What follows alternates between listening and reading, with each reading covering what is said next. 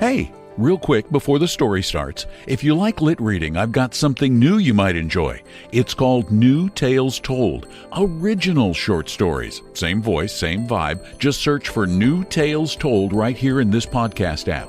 Also, there's a short survey linked in the show notes. It might help me get better ads, or at least less weird ones. And fair warning, there might be some ads now. Sorry, gotta keep the lights on. It's third down. Did you see the game last night?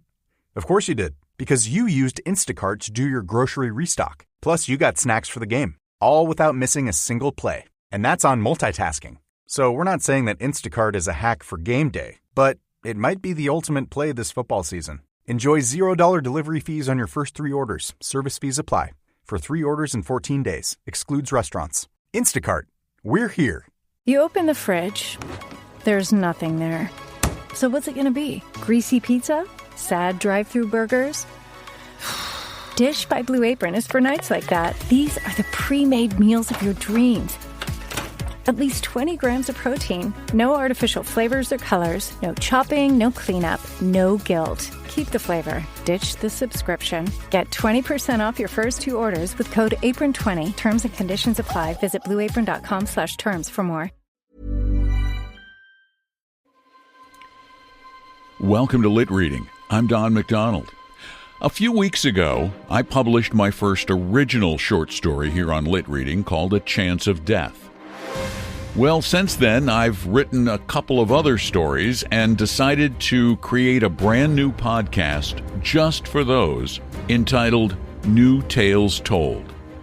This next story is the second installment on that new podcast, but I decided to also add it here at Lit Reading because it fits with our scary story season, given the supernatural aspects of it. Eventually, both this and A Chance of Death will be removed from Lit Reading and move permanently over to New Tales Told. So eventually you'll be able to hear them there, but for now, I'm going to share it with you here on Lit Reading. And then in the future, I hope you'll check out New Tales Told for original short stories in a classic style. And now, here's our next scary season story.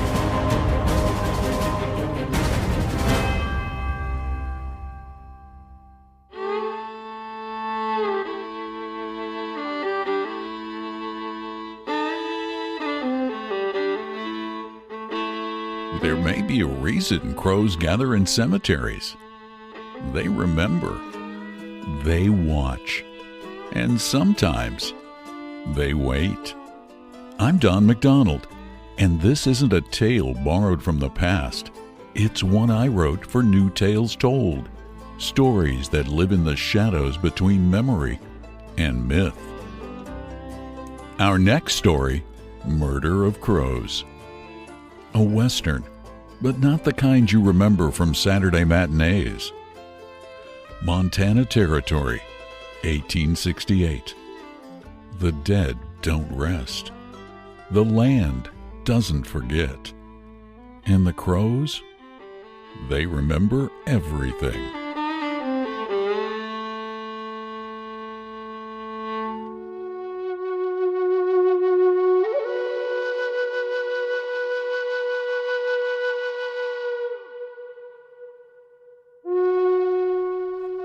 Chapter 1. The Dawn Call. A harsh caw pierced the boundary between sleep and consciousness, cleaving the pre-dawn stillness as cleanly as a woodman's axe splits a log. Caleb Nash opened his eyes to the cabin's rough-hewn ceiling, his breath misting in the cold air. The fire had died to embers hours ago, and frost painted the single window in crystalline patterns. He lay still, listening. Nothing but the wind soughing through the cottonwoods outside. Then it came again. He sat up, reaching for the Springfield rifle that never left his bedside. The leather strap around the stock was worn smooth by his hands, familiar as his own skin. 3 years since the war ended, and he still woke ready to fight. "Mary?" He turned to the space beside him, expecting to see his wife's dark hair spilled across the pillow. The blankets lay flat and cold.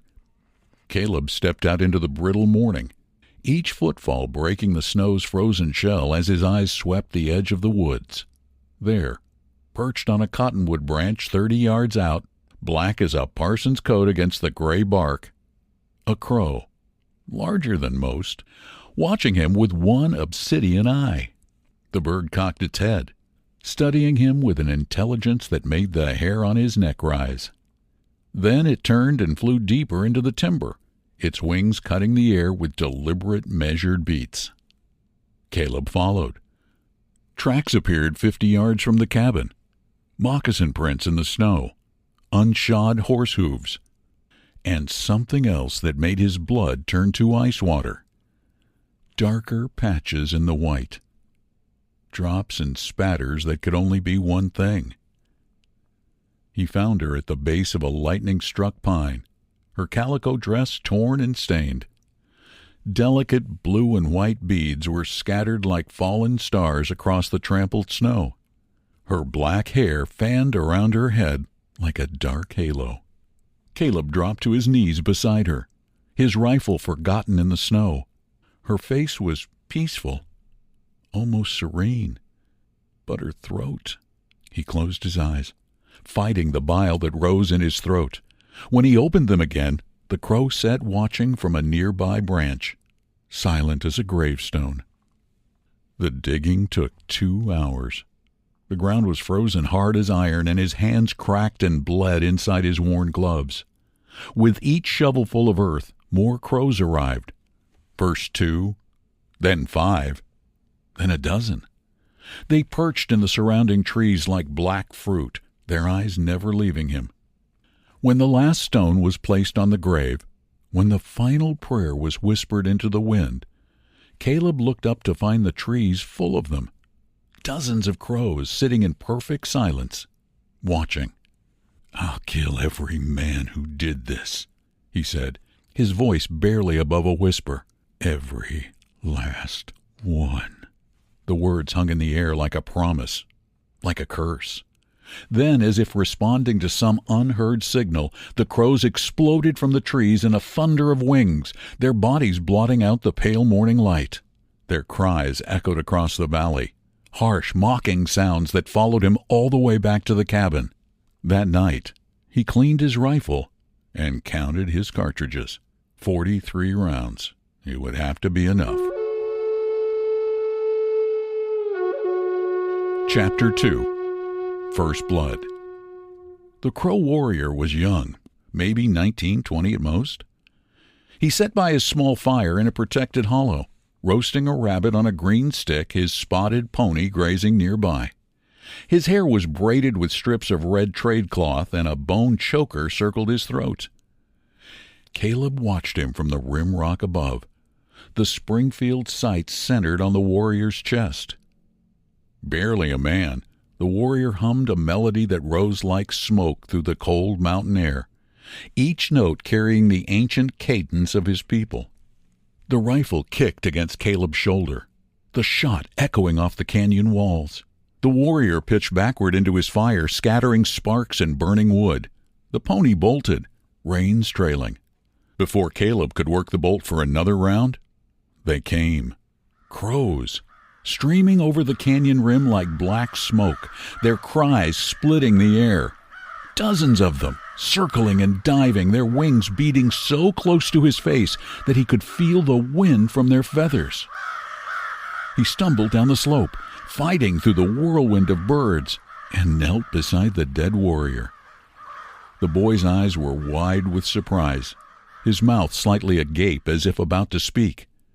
From the warrior's belt hung a small leather pouch adorned with blue and white beads, identical to those Caleb had found scattered in the blood-stained snow around Mary's lifeless form.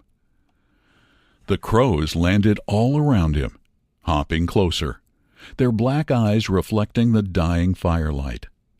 One bold bird landed on the warrior's chest, cocked its head at Caleb, and cawed once, a sound like breaking glass. "One," Caleb said, his voice hoarse. "One down."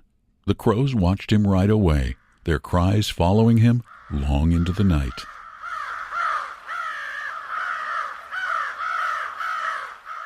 Chapter 3. The flock grows. They were always there now. In the morning, lined up on the cabin's ridgepole like black shingles. At noon, perched on fence posts and dead snags, their heads turning to follow his movements. At night, rustling and murmuring in the darkness just beyond the firelight. "You got ghosts trailing you, Nash." The trapper's name was Baptiste Moreau, a weathered métis who'd been working these mountains since before the war. His sled was loaded with beaver pelts and fox fur, heading for the trading post at Fort Benton. "Don't know what you mean," Caleb said, but his eyes drifted to the tree line where at least 30 crows sat watching. Baptiste spat a stream of tobacco juice into the snow. "My grandmother, she was Cree, used to tell stories about the crow people. She said when you see that many together, it ain't natural." He studied the blackbirds with narrowed eyes. "You know what they call a flock of crows, huh? A murder. A murder of crows. Ain't that something?" He laughed, but there was no humor in it. "Seems fitting somehow." "Just birds," Caleb said. "Maybe, but I ain't never seen birds follow a man like that." He gestured at the crows. "What you do to rile them up so?" "Nothing that's your concern." The old trapper shrugged.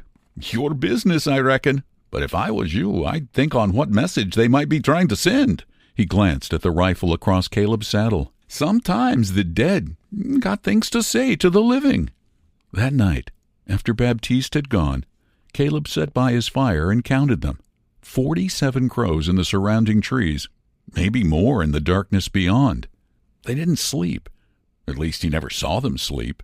Just sat there watching with those black bead eyes, occasionally shifting from foot to foot or preening a wing. He tried closing his eyes, but every time he did, he could feel them staring. When he opened them again, they were closer, always closer.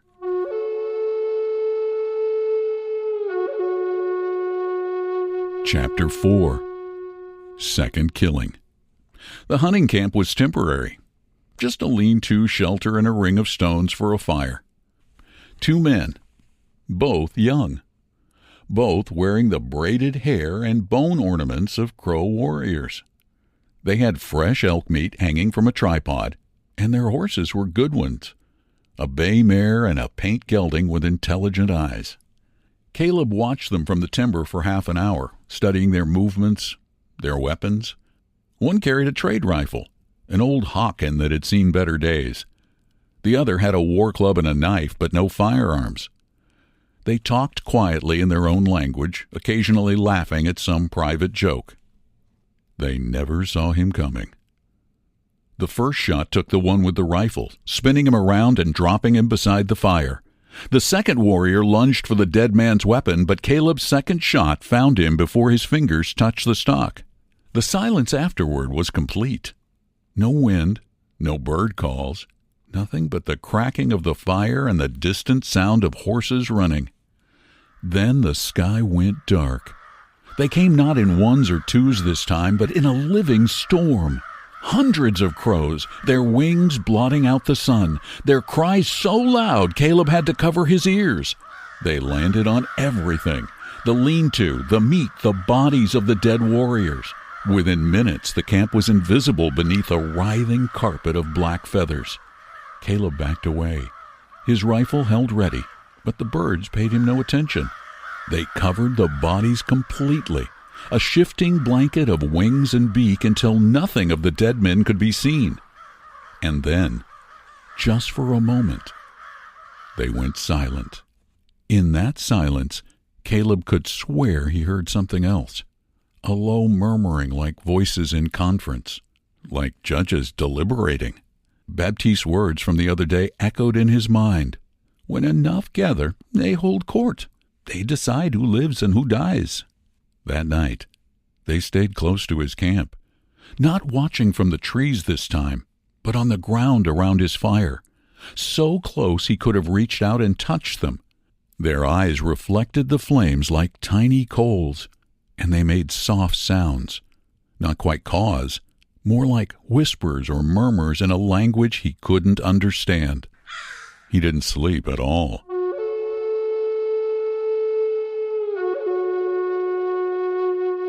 Chapter 5. The Massacre. The winter camp sat in a sheltered valley, teepees arranged in a rough circle around a central fire. Smoke rose from the lodges, and he could hear voices, men talking, children playing, the sound of everyday life. Caleb counted 12 lodges, maybe 30 people, maybe more. His hand shook as he worked the rifle's bolt. The first shot shattered the peace, and they emerged from their lodges in panic. Warriors reaching for rifles, mothers gathering children to their breasts, gray-haired elders stumbling into daylight. Caleb's fingers squeezed the trigger again and again, his movements as cold and rhythmic as a clock's pendulum. Some tried to run for the horses. He shot them down. Others tried to find cover behind the teepees. He found them there, too. The children screamed, but the sound seemed to come from very far away, as if he were hearing it through water. When the spring field clicked empty, when the last shot faded into echoes, the world went silent. Then it erupted. They came from every direction, not hundreds, but thousands. Crows beyond counting, filling the air like black snow, their cries so loud they seemed to shake the very mountains. They covered the trees, the teepees, the bodies of the dead. They perched on his rifle, on his shoulders, on his head. Their weight drove him to his knees. "Leave me alone!" he screamed, thrashing at them with his hands. "I did what had to be done!"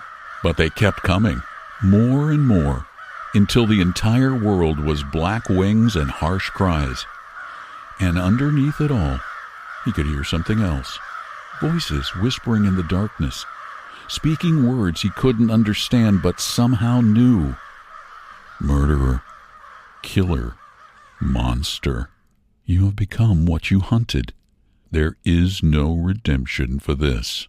Caleb collapsed into the blood-soaked earth, palms pressed against his temples, but he couldn't escape the verdict echoing within his skull.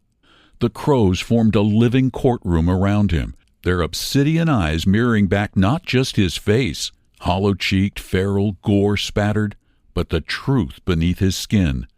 What stared back wasn't human anymore.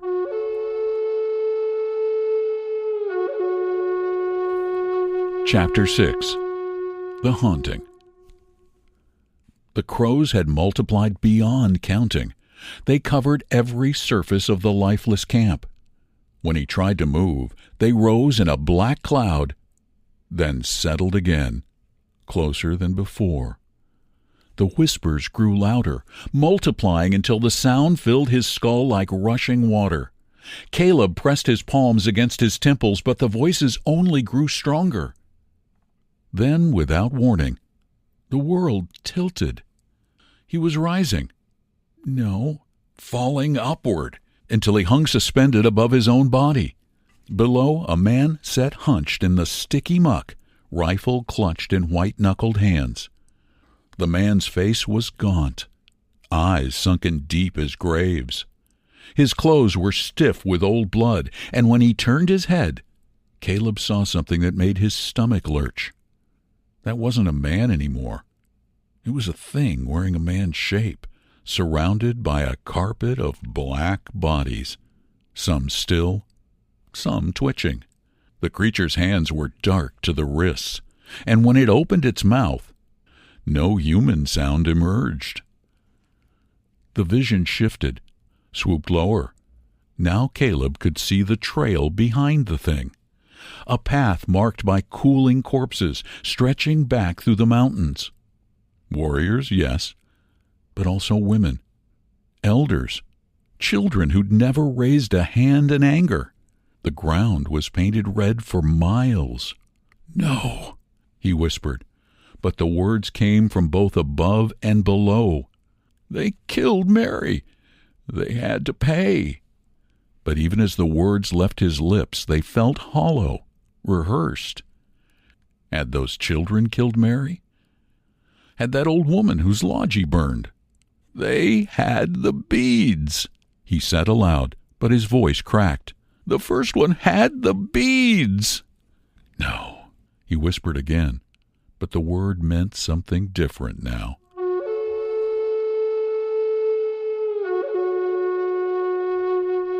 Chapter 7. The Last Survivors.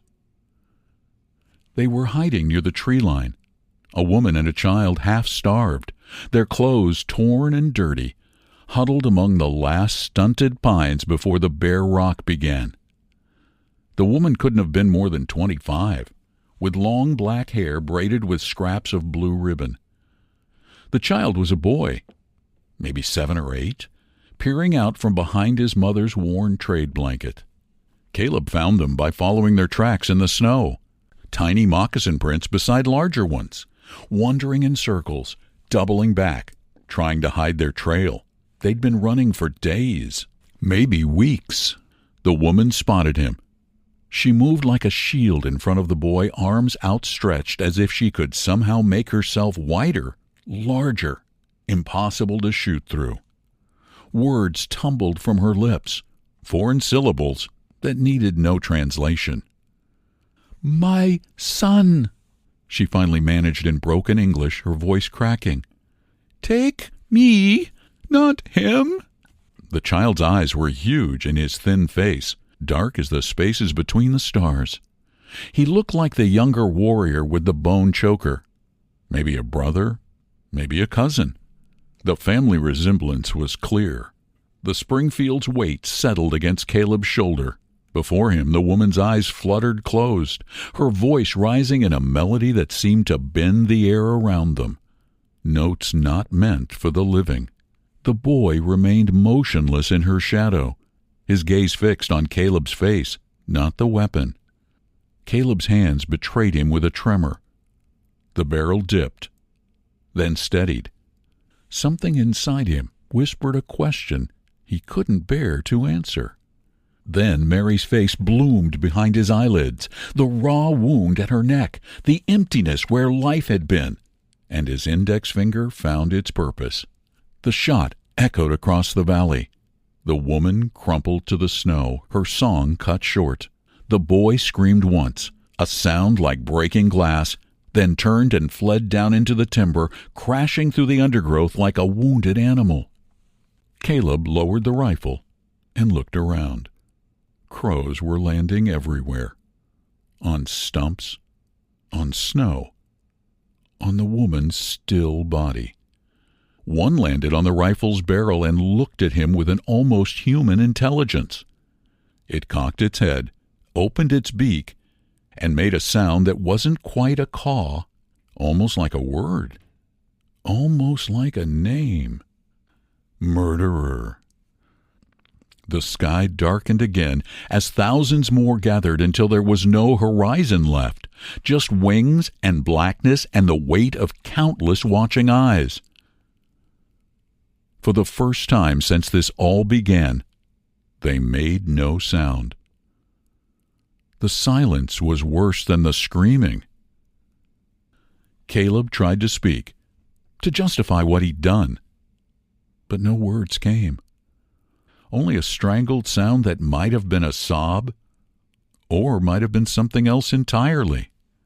Something that sounded like a crow's call. Chapter 8. Spring Thaw. Baptiste Moreau and his partner found the body in late April 1869, when the snow finally melted enough to reveal what winter had hidden. Caleb Nash lay beside a small stream, his rifle snapped in two beside him. His coat was torn open from the inside, as if something had fought its way out of his chest. His face was frozen in a rictus of terror, his mouth open in a silent scream. His eyes were gone. "Sweet Jesus," Baptiste whispered, kneeling beside the corpse. Where Nash's heart should have been, there was a hole. Not from a bullet, from the inside out. The edges were ragged as if torn by claws. His partner, a younger man named Henri, tried to laugh it off. "Scavengers! Crows! Nothing but crows!" Baptiste stood slowly, scanning the empty sky. Not a single bird in sight. The forest was silent as a held breath. "Ain't seen a crow since February," he said quietly. "Strange thing, that. Usually they're thick as fleas by now." Henri shrugged. "Maybe they moved on." "Maybe." Baptiste studied the ground around the body. There, pressed into the soft earth, were tracks. Small moccasin prints. Heading east toward what used to be called civilization. And beside them something else. Marks that could have been made by talons. Or claws. The tracks were fresh. Very fresh. They left Nash's body where they had found it. Something in the men's gut warmed against disturbing it further. Baptiste twisted in his saddle as they departed, his eye catching movement on the distant ridge. A small silhouette stood against the sky. Perhaps a boy. Perhaps something wearing a boy's shape. The figure's arm lifted slowly, fingers splayed. Not quite a greeting. More like a promise.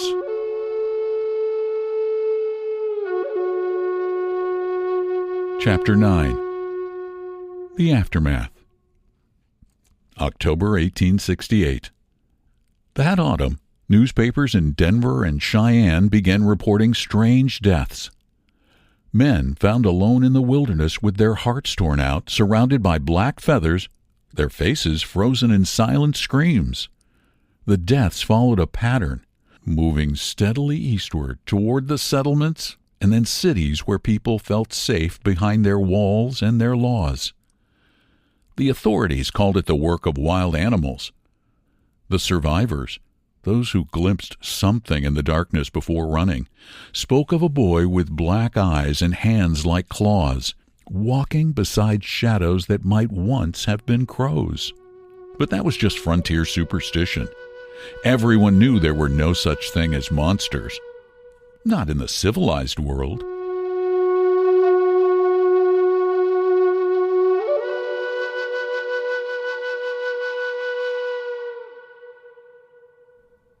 I hope you enjoyed the story.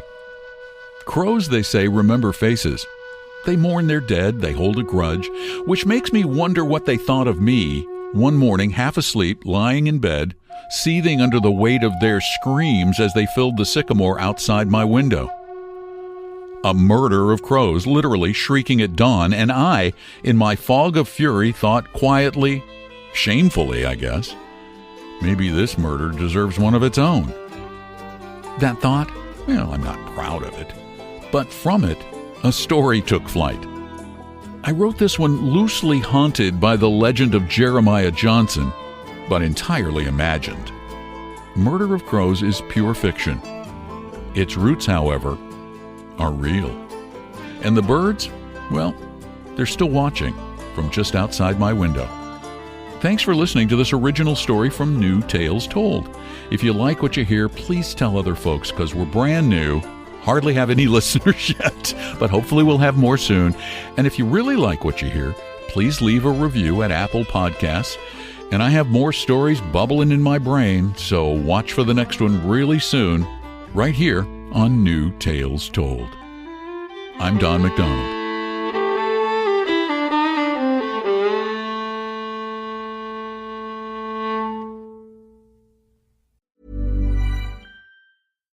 Have you met All Modern? All Modern brings you the best of modern furniture and decor all in one place. Save up to 70% during their big sale of the year.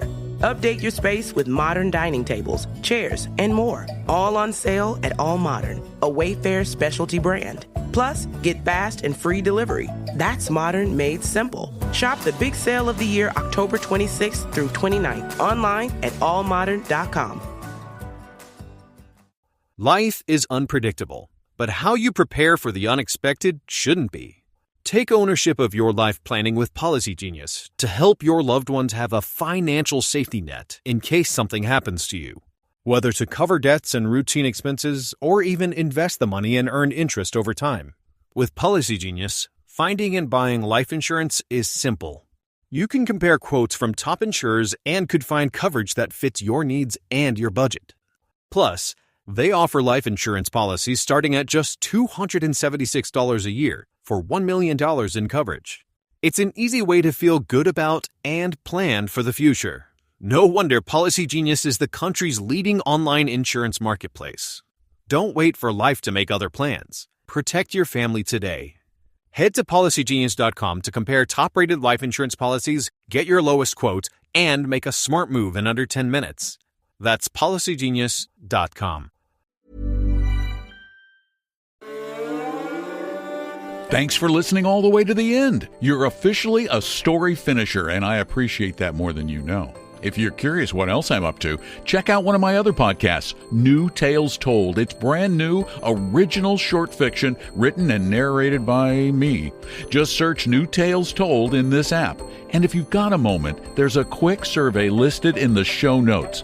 It really helps more than you think. Thanks again. See you next story.